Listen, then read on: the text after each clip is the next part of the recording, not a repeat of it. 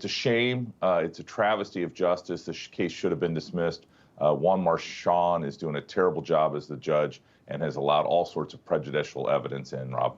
Yeah, our own Christina Thompson has been in the courtroom every day of this trial, and she and I were just chatting in the green room about this, about how the jury was reacting to Stormy Daniels, and it just seemed, the way she described it, like they weren't taking her totally seriously. So I don't know if, Michael Cohen is their star witness. I think Stormy Daniels was also a star witness. I'm not convinced that, again, there's no cameras in the courtroom, and you and I have talked about that for months.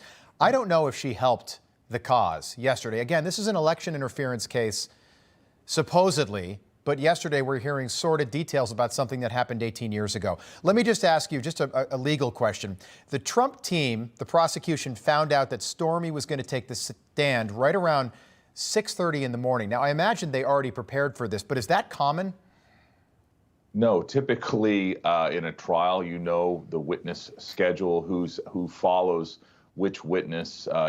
They are playing games, and the judge is allowing them to do it. It is a manifest injustice, and I think goes to the fundamental fairness. It's why yesterday I believed that the judge should have issued a mistrial, because all of this prejudicial information was getting in, was tainting the jury. I don't know how this can be viewed as a fair trial going forward, but they are hell-bent on convicting Donald Trump no matter what, and just letting that sit over the 2024 election. It's really, I think, just so fundamentally unfair. She said yesterday that she was asked if she hates Donald Trump. Stormy Daniels said yes, and I'm just wondering why this Judge Marchand would allow testimony that's so irrelevant, and again, to use your term, prejudicial. We're both struggling with that one, Matt. But to the defendant, Donald Trump, why would that be allowed?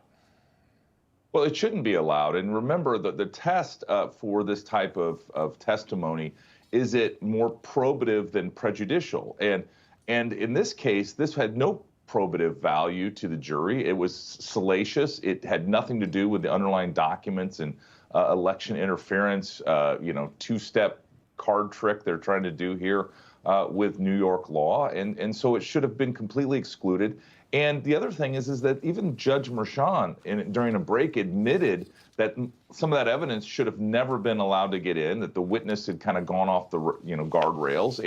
And I think that is a big problem for this case. And really remember, our country and the world is watching.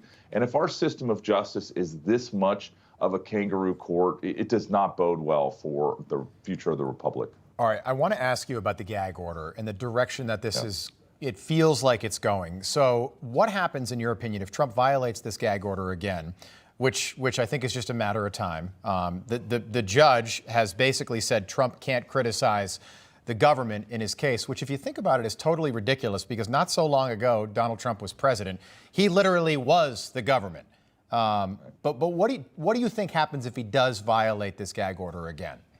Well, Judge Marchand has been pretty firm in threatening him to put him in jail. I don't know if that's exactly what would be the next step. Remember, the one of the four recent complaints that the government had that they said violated the gag order was from April 22nd. So, this issue, I think, is maybe behind us. I think Donald Trump has been trying to follow the court's gag order. But at the same time, as the leading presidential candidate for 2024, our founding fathers fully expected that he should be able to speak his mind, and a court should not be able to have prior restraint on what he's going to say and how he's going to speak it. And if it's not, really threatening or inflammatory, then he should be allowed to speak whatever he wants, and certainly should be allowed to defend himself. Yeah, just quickly, Matt, does Michael Cohen take the stand before the week's out?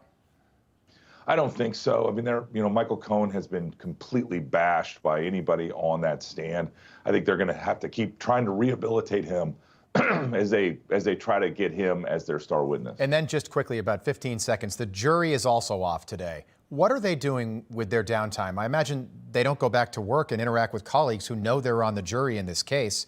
How do they not talk about this case and get influenced by what the media and everybody else is saying about this case? It's very bizarre. It's very dangerous, and these jurors, are hopefully living up to what they've agreed to. But it's a very dangerous moment right now for these jurors and the administration of justice.